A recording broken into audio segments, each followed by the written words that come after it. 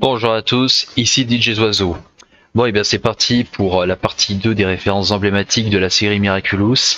La partie 1 a plu à pas mal de monde, donc pour moi qui suis un youtubeur pas très connu au bataillon, ça m'a fait bien plaisir. J'espère que la partie 2 vous fera bien plaisir également.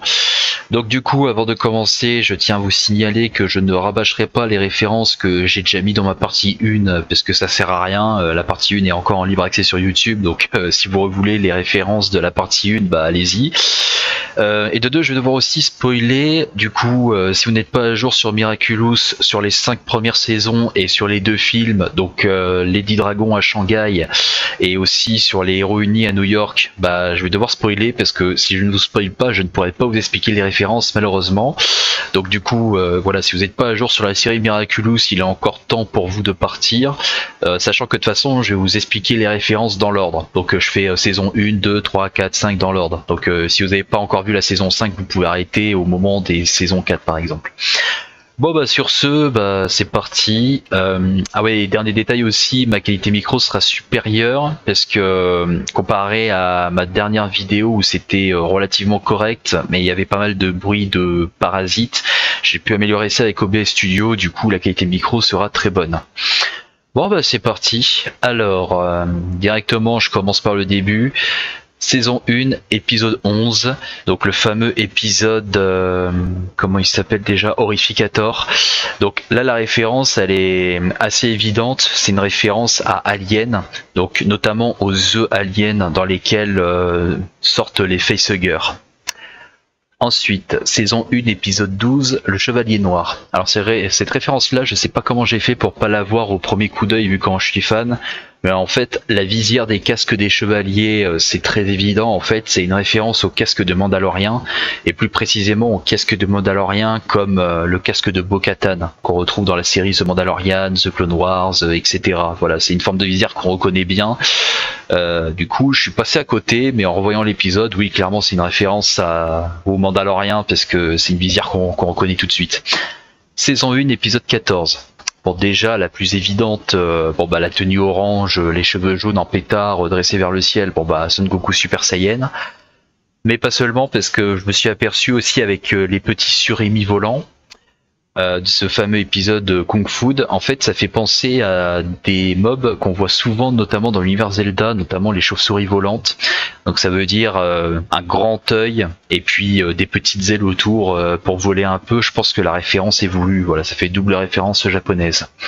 Saison 1, épisode 15, le gamer. Enfin, du moins, première version.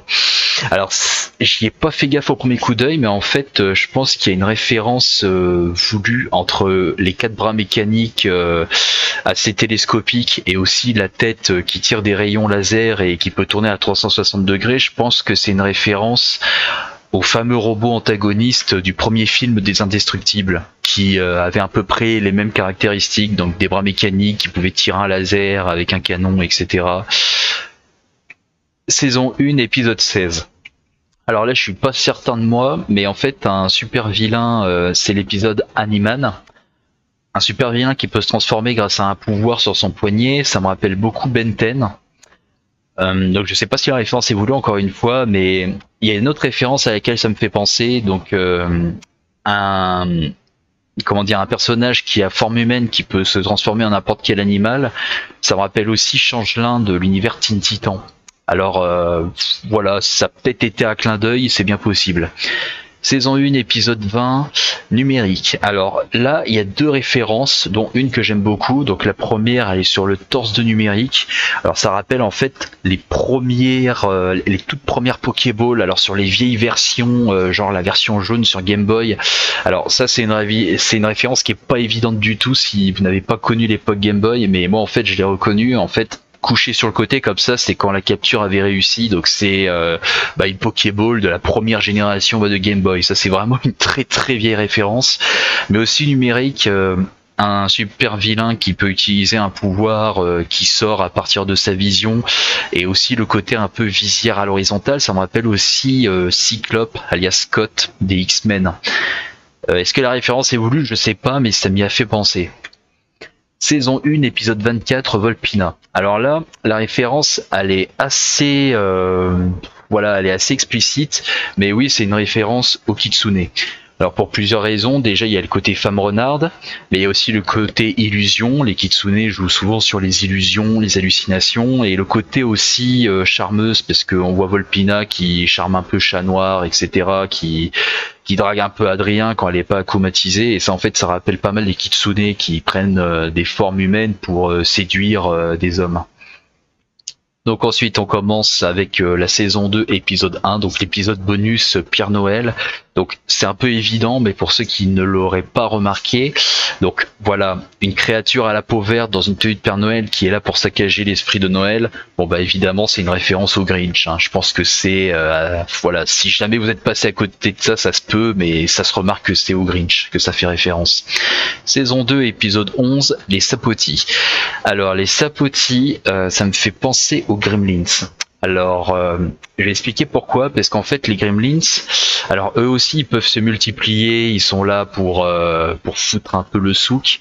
Alors, notamment les Gremlins, alors eux, c'est quand ils mangent après minuit qu'ils se transforment en petits démons, et c'est quand ils sont arrosés qu'ils se multiplient. Alors pour les Sapotis, c'est l'inverse, c'est quand ils mangent qu'ils se multiplient, donc c'est pas exactement les mêmes mécaniques, mais c'est peut-être un clin d'œil. Enfin, je pense même que c'est un clin d'œil, c'est comme le chapeau qu'ils ont sur la tête. On a déjà vu un Gremlins qui le portait aussi dans l'un des films. Saison 2, épisode 13, Capitaine Hardrock, si je ne m'abuse. Du coup, je voulais parler de quelque chose. En fait, le nom de la capitaine, c'est Anarcha. Donc ça peut faire penser à Anarchy de l'univers Batman, mais en fait je pense que c'est une référence à Kenny Arcana. Alors c'est pas exactement le même nom, mais c'est une chanteuse aussi qui fait un peu penser, parce que en fait c'est une chanteuse engagée qui parle souvent de liberté, etc. Et liberté c'est vachement le personnage d'Anarcha, parce que même son navire s'appelle Liberté, donc je pense que la référence est sûrement voulue, sachant que les deux sont chanteuses et musiciennes. Saison 2, épisode 15, Sirène. Alors, ça c'est une référence que j'aime beaucoup. Alors, le personnage d'Ondine que vous voyez à l'écran, bah clairement c'est une référence à Pokémon. Alors déjà parce que les deux ont le même nom, mais aussi les deux vivent un peu dans une piscine. Enfin, elles dorment pas dedans, mais je veux dire, elles sont pas mal représentées par la piscine, c'est un peu leur lieu clé. Donc la Ondine de Miraculous est très fan de natation, et la Ondine de Pokémon aussi, qui est la championne d'arène des types eau, donc on retrouve ce côté aquatique. Et notamment dans son arène à Azuria, eh bien c'est aussi une grande piscine. Du coup, voilà, la référence elle est forcément voulue, sachant que c'est pas le seul point commun entre ces deux personnages.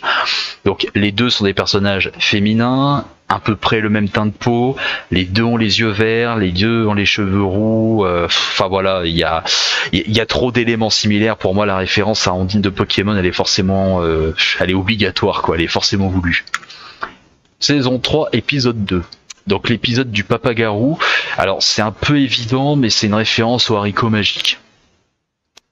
Saison 3, épisode 5. Donc là aussi, c'est le fameux épisode Boulangérix. Donc là aussi, c'est assez évident, des rats qui font la cuisine. Bon bah c'est une référence à Ratatouille. Saison 3, épisode 7, Oblivio. Alors, il y a un tout petit moment dans l'épisode, donc vraiment minuscule, on le voit pendant 2-3 secondes. En fait, c'est Nino et Alia qui jouent à Super Pinguino. Bon bah, c'est assez évident, c'est une référence à Super Mario Bros. Ensuite, saison 3, épisode 10, Oni-chan. Alors là aussi, la référence, elle est assez évidente une fois qu'on l'a. En fait, Lila, dans cet épisode, à chaque fois qu'elle ment, elle a une corde sur le front qui s'allonge de plus en plus. Bon, évidemment, c'est une référence à Pinocchio. Sauf que Pinocchio, c'est son nez, mais voilà, je pense que la référence, elle est voulue. Saison 3, épisode 13. Donc, l'épisode Desperada. Donc, en fait, Desperada, la référence, elle est assez connue pour ceux qui connaissent un peu les moments funéraires, notamment au Mexique. En fait, ils ont pas du tout les mêmes traditions que nous. Chez eux, la mort, c'est très festif. Et notamment, il y a souvent ce côté tête de mort, musique, etc. En fait, chez eux, la mort, c'est vraiment très joyeux, c'est très jovial, c'est assez musical, de ce que j'ai compris. Je pense que la référence est voulue. Saison 3, épisode 15. Alors, ça justement, Voilà, c'est l'épisode chasseuse de Kuami. Donc pour moi, un aspirateur magique qui peut capturer des créatures interdimensionnelles. Bon bah c'est une référence au fameux Ghostbuster, pardon, au fameux Ghostbuster. Enfin voilà, je pense que la référence est assez évidente comme ça, jugez par vous-même. Saison 3, épisode 16. Alors on aurait pu penser à Excellang, avec la grande langue et compagnie, qui a un gros appétit, mais en fait je pense plus explicitement que c'est une référence au sans-visage du voyage de Chihiro. Parce que voilà, la forme de crapaud qui dévore tout sur son passage, qui en a jamais assez, je pense que la référence elle est voulue avec le voyage de Chihiro. Saison 3, épisode 17. Alors c'est l'épisode Ikari Gozen et à 7 minutes 50, donc là une référence qui est assez subtile, assez ancienne mais que j'aime beaucoup parce que c'est encore une autre référence à Pokémon. À un moment, il y a Kagami qui pose cette question. Tu découvres qu'une glace au chocolat praliné existe, tu meurs d'envie de la manger, mais quelqu'un la prend avant toi, que fais-tu? 1. Tu la voles à cette personne. 2. Tu vas acheter une autre glace au chocolat, mais même si elle n'est pas pralinée. Ou 3. Tu décides de ne plus jamais manger de glace au chocolat. Alors en fait c'est des questions entre guillemets un peu absurdes, mais en fait voilà, c'était des questions un peu fun quand vous jouez à Pokémon Donjon Mystère. Voilà, c'est des questions qu'on vous posait au début pour savoir quelle personnalité vous aviez et à quel Pokémon ça faisait le plus référence pour que ce soit votre Pokémon de départ. Du coup oui, c'est une référence à Pokémon Donjon Mystère, super bien placé, franchement GG. Saison 3, épisode 17, donc encore Ikari Gozen. Alors j'ai remarqué aussi, donc j'ai déjà parlé que ça faisait référence à Ryuko de Kill la Kill, voire la partie 1, mais j'ai remarqué que les ornements, les cordes de dragon sur le costume de Ryuko au niveau de la tête, en fait ça faisait aussi penser aux ornements que portait Cynthia dans Pokémon, dans la version Perle, Diamant, Platine, donc la fameuse 4G, la région de Sinnoh. Et ça tombe bien parce que la fameuse Cynthia, elle aussi, elle est connue pour être dracologue, notamment avec son fameux Kerchakroc. Donc, sachant que Ryuko est aussi affilié au Miraculous du dragon, au Kuami du dragon, je pense que la référence est aussi voulue. Voilà, du coup, double référence à Pokémon. Saison 3, épisode 19. Donc, Roi Singe. En fait, ça c'est une référence vraisemblablement à Enma de l'univers Naruto, alors qui lui aussi est un singe humanoïde, et justement il pouvait se changer en bâton, qui pouvait aussi s'agrandir, se rétrécir, etc. Donc oui, ça se peut qu'il y ait un petit clin d'œil à Naruto là-dedans. Saison 3, épisode 20. Donc avec le fameux Markov, pardon. Alors déjà les chiffres verts, bon ça c'est évident, c'est une référence à la matrice. De plus, j'ai remarqué un truc avec Markov, c'est que le petit robot blanc et bleu qui vole, ça peut faire penser à Flocon d'Overwatch, mais je pense pas que la référence soit voulue. Là pour le coup je crois que c'est du pur hasard. Par contre là où la référence est voulue, c'est avec son bras quand Markov il pirate des panneaux électriques, des portes, etc. Donc là par contre je pense que c'est vraiment une référence à R2D2 de l'univers Star Wars et que c'est vraiment voulu, parce que c'est trop évident. En plus avec la couleur blanche et bleue, je pense que la référence à R2D2 est totalement assumée. Saison 3, épisode 20. Bon bah, pas compliqué, c'est l'épisode Gamer 2.0. Bon bah, je vous présente la Triforce, hein. De toute façon, je pense que c'est assez clair comme ça, voilà. Saison 3, épisode 21, Chat Blanc. Alors dans cet épisode-là, Chat Blanc utilise ce qu'il appelle le super cataclysme, et en fait avec la gestuelle qu'il fait, donc ça se remarque assez facilement, c'est une référence au fameux Hadoken de Street Fighter. Saison 4, épisode 3. Donc c'est le fameux épisode Gang des secrets. Donc en fait à ce moment-là, c'est un moment très bref, très subtil mais très sympa. Chat Noir et Ladybug partent regarder un film au début de l'épisode, et après il y a Ladybug qui part un peu en mode énervé, et dans le couloir on voit que justement là il y a ce panneau d'affichage Lakari. Alors j'ai pas de preuve irréfutable, mais il y a des chances que ce soit une référence à Charlie et la chocolaterie, parce que vous voyez en plus le fameux dentiste, il a à peu près le même physique que entre guillemets le Comte Doku qu'on voit dans le film. Du coup il y a possiblement une référence à Charlie et la chocolaterie là-dedans. Saison 4, épisode 8, Queen Banana. Alors Queen Banana, c'est une référence en fait au début de l'érotisme dans le monde du cinéma, du théâtre, du spectacle. En fait, c'est, sauf erreur de ma part, une femme qui s'appelle Joséphine Baker, qui, en fait, à l'époque, elle avait une robe en banane, enfin, c'était plutôt même une ceinture, hein, c'était vraiment pour jouer sur l'érotisme, donc en fait, on voyait pratiquement tout, et en fait, elle a fait fantasmer le public masculin avec ça à l'époque, parce que c'était vraiment le début de l'érotisme, donc c'est pour ça que je vous mets juste le nom et pas une image, sinon la vidéo serait pas acceptée sur YouTube, je pense. Du coup, si vous voulez faire vos recherches, vous avez le nom, et en fait, je pense qu'il y a moyen que ça fasse référence à ça. Saison 4, épisode 12, Crocoduel. Alors à ce moment-là, il y a une référence très subtile, il y a une petite affiche, là sur la gauche, en fait, il y a une main avec un œil à l'intérieur. Alors ça, en fait, alors c'est une référence qui revient d'assez loin, de l'époque Nintendo DS, donc c'est le fameux Keymaster. Alors le Keymaster, c'était sur Zelda Spirit Tracks, hein, ça remonte, hein, donc pas Breath of the Wild, hein, je dis bien Spirit Tracks. C'était encore avant les 2DS, les 3DS. C'était en fait un ennemi qui cherchait à vous reprendre la clé dans un donjon, la fameuse tour des dieux, quand vous l'aviez en votre possession. Est-ce que la référence est voulue? Je peux pas être certain, mais je pense que oui, il y a bien moyen. Saison 4, épisode 21, Chère famille. Donc c'est un épisode dans lequel on revoit Boulangérix. Alors c'est pas la première fois qu'on le voit dans la série Miraculous, la première fois étant dans la saison 3. Mais en fait, un Gaulois qui prend de la potion et qui devient plus musclé, en fait, ça m'a fait repenser à cet épisode-là. En fait, c'est une référence à Astérix et Obélix et la fameuse potion magique. Saison 4, épisode 24, Penaltime. Donc là, en fait, il y a deux références. Alors déjà, celle-là, c'est une référence à Olive et Tom, hein. Je pense que c'est assez évident comme ça. Et ensuite, il y a aussi une référence avec la fameuse Chloé akumatisée, la fameuse Penaltime. Donc, à un moment, c'est précisé qu'en fait, elle peut partager toute sa vision. En fait, elles partagent toutes leur champ de vision entre elles. Et en fait, ça me fait vachement penser à Pain de l'univers Naruto. Alors, je sais pas si la référence est forcément voulue, mais en fait, Pain dans Naruto aussi, il peut partager son champ de vision entre ses 6 corps. Du coup, il peut couvrir les angles morts des autres. Et il y avait un clin d'œil à ça dans Penaltime. Saison 4, épisode 25, Risque. Alors, je suis pas certain que cette référence soit voulue, mais elle est assez sympa. À 7 minutes 5, comme vous pouvez le voir sur la diapositive, à un moment, il y a une pub que Lila et Adrien font pour Gabriel Agreste, et à un moment, Gabriel Agreste, il balance 2 corps, un esprit, un seul cœur. Et ça, en fait, alors c'est pas exactement au mot près, mais les unitologues dans Dead Space, en fait, eux, ils ont une devise, c'est un corps, un esprit.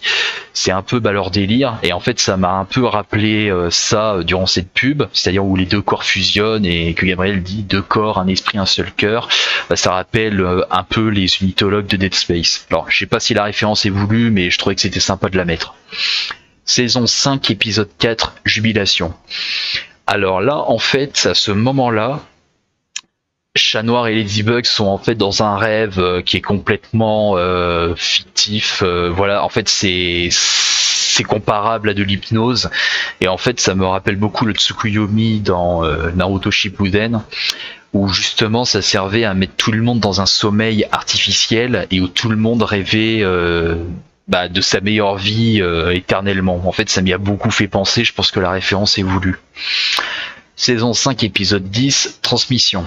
Alors ici, il y a une petite référence qui est assez sympa, donc à gauche de Marinette, ou sur sa droite comme vous préférez, il y a une petite peluche marron foncé avec un regard et un sourire très particulier qu'on reconnaît bien. En fait, c'est le visage des gluants de l'univers de Dragon Quest. Je pense que la référence est voulue parce que normalement ce genre de visage, c'est que sur les gluants qu'on les remarque. Ensuite, toujours plus loin dans l'épisode 10, il y a plusieurs références dans cet épisode. Donc déjà, on reconnaît les lunettes de Kamina, de Gurren Lagann, donc qu'on voyait aussi sur le gamer, comme j'avais dit dans la partie 1. En fait, Miraculous aime beaucoup les studios Gainax, ça tombe bien parce que moi aussi. Donc il y a déjà cette référence-là que je trouve excellente, mais il y a aussi la référence de ses bras, parce qu'en fait ses bras peuvent se détacher et elles sont reliées par un éclair jaune. Alors ça m'a rappelé un autre personnage d'un autre animé, sauf que ce personnage-là, c'est pas avec des éclairs qui peut relier ses poings et ses bras, mais avec des câbles. Il s'agit de Legu de l'univers Made in Abyss. Voilà, du coup, est-ce que la référence est voulue? Je pense, parce qu'il n'y a pas beaucoup de personnages qui peuvent faire ça, quoi. C'est vraiment... voilà, encore une fois, merci pour ce genre de référence, ça fait vraiment plaisir. Mais ce n'est pas tout, parce qu'une fois le Kiku désacromatisé, bah, en fait, il m'a fait penser à deux rappeurs, dont un en particulier. Donc, le premier, c'est Booba, le deuxième, c'est Swagman. En fait, pour le visage, ça me fait vraiment penser à Booba, avec la barbe rasée de cette façon, les lunettes, le crâne rasé. Et Swagman, un peu pour le côté bling-bling, les chaînes en or, bien qu'il n'y ait pas de tatouage. Donc, plus Booba que Swagman, mais je vous mets les deux rêves si jamais vous voulez vérifier de votre côté, c'est cadeau. Saison 5, épisode 18, émotion. Donc, à ce moment-là, il y a la fameuse lune rouge, donc qui, encore une fois, me refait penser au Tsukuyomi de Naruto Shippuden. Bien que cette fois, elle n'ait pas les mêmes mécaniques, parce que le Tsukuyomi de Naruto Shippuden cherche à mettre tout le monde dans un rêve artificiel où chacun vivrait son plus grand rêve et sa meilleure vie, alors que la lune rouge d'Argos, dans cet épisode, elle cherche en fait à donner un pouvoir à Argos qui permet de supprimer les personnes indésirables, enfin, selon lui, hein, c'est son avis personnel. Donc du coup, c'est pas les mêmes mécaniques, mais on reprend ce côté lune rouge et surtout ce côté de pouvoir refaçonner le monde grâce à cette lune rouge. Donc c'est une référence que j'aime beaucoup. Saison 5, épisode 18, toujours émotion, à 15 minutes et 18 secondes. À un moment, Argos, il balance une citation qui est vraiment pas mal. Il dit « Aucun prix n'est trop élevé pour moi, car je n'ai plus rien à perdre ». Alors ça, justement, les vrais savent, un personnage qui n'a plus rien à perdre, bah, c'est ouvertement une référence au Joker de l'univers Batman. Voilà, parce que le Joker, on le connaît, c'est ça qui le rend très dangereux et chaotique. C'est que d'une part, il a pas de principe, il a pas trop de valeur non plus, et en plus de ça, il a plus rien à perdre. Et ça m'a fait rappeler qu'avec Argos, bah, justement, lui aussi, il a les cheveux assez verdâtres, et en général, sa tenue, elle est un peu mauve, un peu bleu foncé, aux couleurs du pan, quoi, mais avec la lune rouge, ça accentue le côté mauve. Donc en fait, il y a un clin d'œil au Joker qui, je pense, est voulu à ce moment-là. Saison 5, épisode 19, prétention. Donc, à 15 minutes et 17 secondes, il y a Ikari Gozen qui balance cette citation-là. « Si vous n'êtes pas avec moi, vous êtes contre moi ». Alors là, c'est une phrase qui est pas mal connue dans le monde du cinéma. Donc c'est une référence à Anakin Skywalker dans l'épisode 3 de Star Wars, La Revanche des Sith. Il le dit face à Obi-Wan quand il commence à aller de plus en plus dans le côté obscur. Et c'est là qu'Obi-Wan lui répond « Seuls les Sith sont aussi absolus » et que le grand combat mythique entre ces deux personnages commence. Donc oui, je pense qu'il y a encore un clin d'œil, un Star Wars ici. Saison 5, épisode 26, recréation. Donc c'est un moment très bref, mais à 1 minute et 57 secondes. Donc nous voyons, bon j'ai envie de dire Marinette, même si normalement on est censé dire Bug Noir, mais vous avez compris, qui dit la chance, on la provoque. Donc ça m'a rappelé une réplique d'un personnage d'Overwatch qui s'appelle Ana, qui est la chance, ça se provoque. Donc Ana, qui est un personnage d'Overwatch healeuse. Donc il n'y a pas beaucoup de lien entre les deux personnages, entre Bug Noir et Ana, mais en tout cas la réplique m'a beaucoup fait penser. Donc oui, il y a peut-être un clin d'œil à Ana à ce moment-là. Saison 5, épisode 26, encore recréation. Donc à la fin, il y a Gabriel Agreste qui a droit à sa statue et qui est en fait glorifié parce qu'en fait ils l'ont fait passer pour un héros alors qu'en fait ils ont caché la vérité pour pas salir son image. Et ça en fait, même s'il n'y a pas beaucoup de similitudes à part celle-ci entre les deux personnages, ça m'a rappelé Harvey Dent du film Batman The Dark Knight de Christopher Nolan. Alors il n'a pas eu le droit à une statue, notre fameux Harvey Dent qui a fini en double face, mais par contre le côté d'être glorifié alors que justement on a caché la vérité sur ce personnage qui en fait était horrible et qui a commis des meurtres, des atrocités, etc. Bah, ça m'a beaucoup fait penser à ce même moment, donc il y a possiblement une autre référence à Batman à ce moment-là. Ensuite, saison 5, épisode 26, toujours recréation.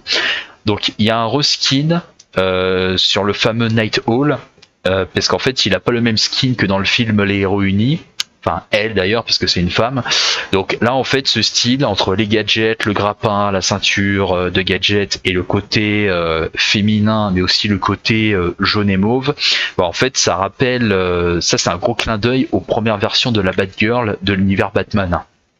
Parce qu'en réalité, si vous regardez des versions plus comment dire contemporaine de la Batgirl. Maintenant elle est noire et jaune, c'est-à-dire en fait c'est des versions qui sont plus sérieuses, mais les premières versions de la Batgirl elle était pas en noir mais elle était bel et bien en mauve, donc je pense que la référence est totalement voulue, sachant que les deux personnages se ressemblent beaucoup au niveau gadget, grappin, etc.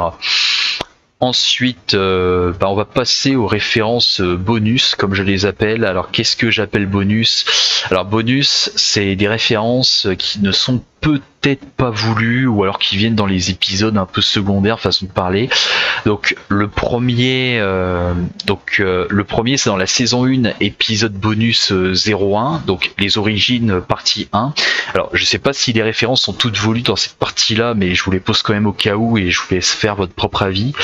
Mais du coup, dans cet épisode-là, à 5 minutes et 48 secondes, il y a Alia qui fait possiblement une référence à notre fameux Albert Einstein, en espérant bien le prononcer. À ce moment-là, elle dit « La chose qui permet aux forces du mal de triompher, c'est l'inaction des gens de bien ». Là où Albert disait apparemment « Le monde est dangereux à vivre, non pas tant à cause de ceux qui font le mal, mais à cause de ceux qui regardent et laissent faire ». Donc c'est pas exactement la citation au même mot, alors peut-être pour des histoires de droit d'auteur encore une fois, mais oui, je pense que la référence est totalement voulue. Ensuite, saison 2, épisode 20, le fameux Inverso. Alors lui, en fait, il me fait vaguement penser à Double Face avec son côté, un côté noir, un côté blanc. Même si je pense que la référence n'est pas voulue, encore une fois, c'est du bonus. Et pareil, quand on le revoit plus tard aussi dans l'épisode Gamer 2.0, où en fait c'est pas la saison 2 et que c'est pas l'épisode 20, bah en fait avec son planeur, ça me fait beaucoup penser au Bouffon Vert de l'univers Spider-Man Marvel. Mais pour les deux cas, je pense pas que la référence soit voulue. Ensuite, saison 4, épisode 26, réplique. Alors, ce portail magique là, électronique, qui a des debugs pour tous ces Miraculous, ça me rappelle pas mal les dispositifs comme déjà dans Beyond Good and Evil. Il y a un objet un peu comme une sacoche au niveau des hanches que je vous ai entouré d'un rond rouge. Ça c'était un truc excellent dans ce jeu là qui date de PS2, où on pouvait tout stocker en numérique et les faire rentrer, sortir, c'était super pratique.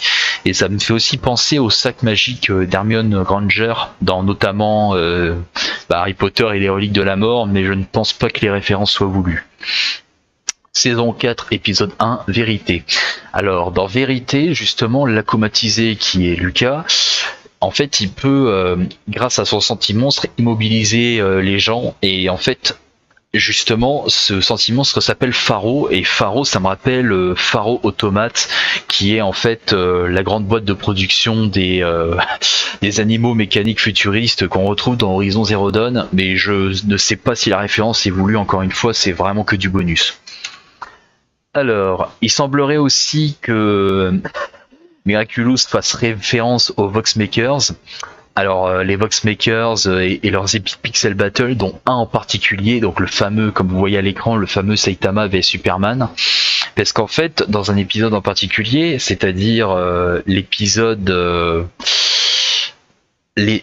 5 de la saison 4, Psychomédien, à 13 minutes et 16 secondes, Chat Noir dit pour un comique il n'est vraiment pas drôle. Là où en fait où les Voxmakers dans leurs vidéos à 37 secondes disent pour un comics tu me fais pas beaucoup rire. Donc c'est pas exactement les mêmes mots, mais j'ai senti qu'il y avait un clin d'œil. C'est comme un peu plus tard dans toujours la saison 4, mais beaucoup plus loin, c'était dans l'épisode Axan. En fait là où les Voxmakers dans la même vidéo à 2 minutes et 3 secondes disent est-ce que tu penses super pouvoir mettre ton super slip correctement? D'ailleurs je me suis trompé sur le clavier, tant pis. En fait dans Miraculous il y a Trix dans l'épisode Axan à 4 minutes et 33 secondes qui dit bah dis donc c'est un super nom, super bug, t'as plus qu'à être super prudente tout le temps, garder tout super secret, tout prendre super au sérieux et éviter la super boulette. Donc là en fait encore une fois je suis pas certain c'est du bonus, mais il y a des chances qu'il y ait des clins d'œil aux Epic Pixel Battle des Voxmakers. Ensuite, j'ai remarqué qu'il y avait souvent un petit jeu avec les plaques d'immatriculation. Donc notamment saison 2 épisode 15 Sirène et saison 3 épisode 4 Anima Maestro. Alors il y a des plaques d'immatriculation où il y a écrit 974 dessus. Alors le 974 c'est le code postal de l'île de la Réunion, mais je sais pas si la ref est vraiment voulu. Voilà, c'est peut-être juste du hasard. Mais ce n'est pas tout, parce qu'il y a aussi dans la saison 4 épisode 20 Killin et saison 5 épisode 23 Révolution, il y a aussi des plaques d'immatriculation où il y a écrit Zach dessus. Donc bon bah c'est évident, c'est une référence au studio Zachtoon qui produit Miraculous. Donc voilà, bon, Zach pour Zachtoon et pour 974 par contre je sais pas. Donc ensuite on va passer aux références, on va commencer par les héros unis de New York.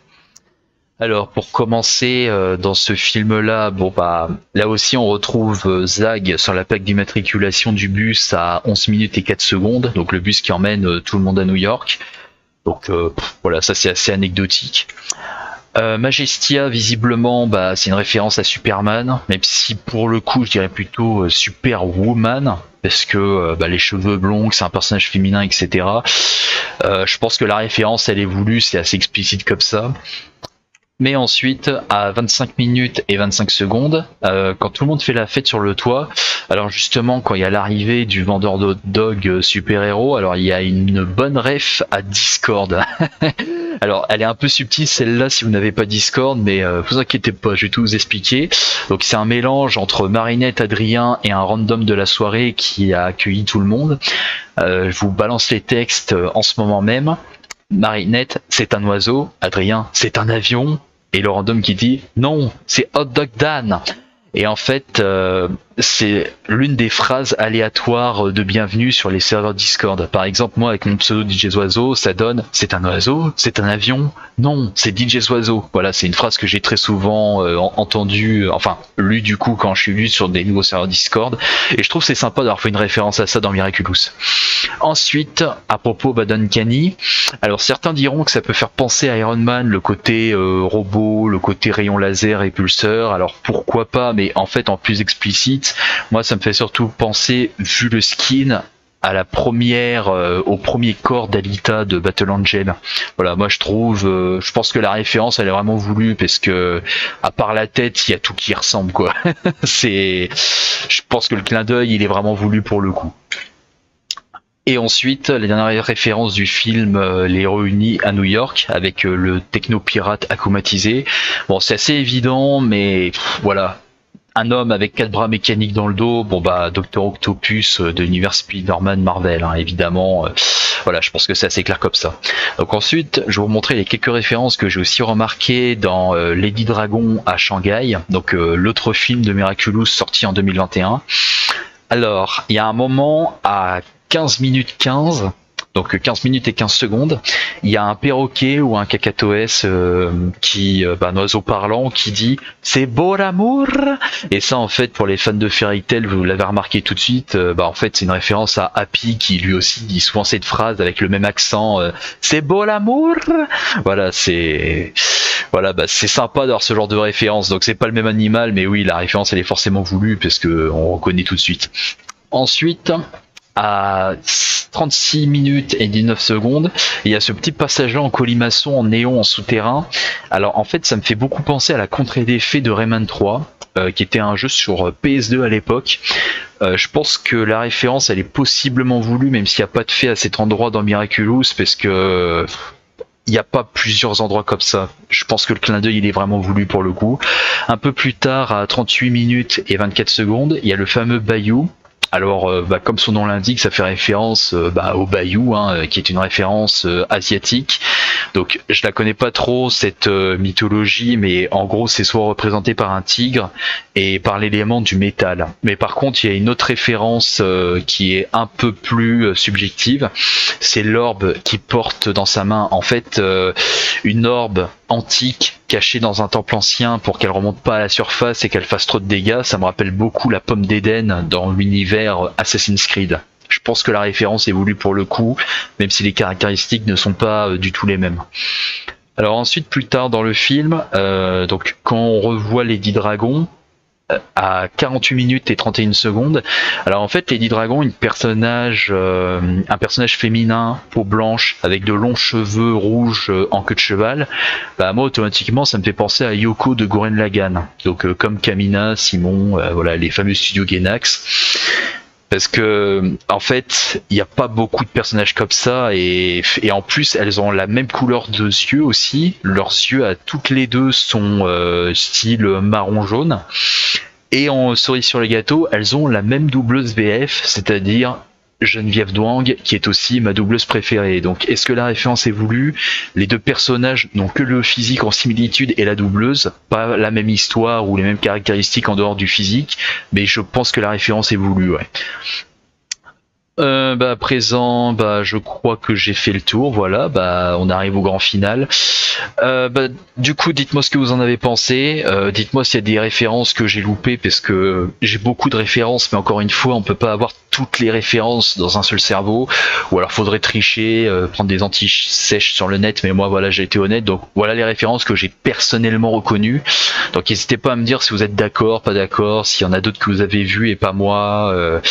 Ou si vous avez vu d'autres références à d'autres trucs, voilà, faut pas hésiter. J'espère que cette vidéo vous aura plu. Puis à la prochaine. C'est pas dit qu'il y ait une partie 3, à moins que Miraculous fasse encore plein d'autres références. Mais du coup, voilà, merci à vous pour votre visionnage. N'hésitez pas à me dire ce que vous en avez pensé. Ciao, ciao. Ah oui, et petite parenthèse, je trouve que c'est dommage qu'il n'y ait pas eu de référence à Mysterio durant la saison 5 avec Monarch qui avait le pouvoir de Trix, des illusions. Ça aurait pu être sympa de faire une petite référence à Mysterio de l'univers Spider-Man. Mais voilà, c'est tout. Ciao, ciao.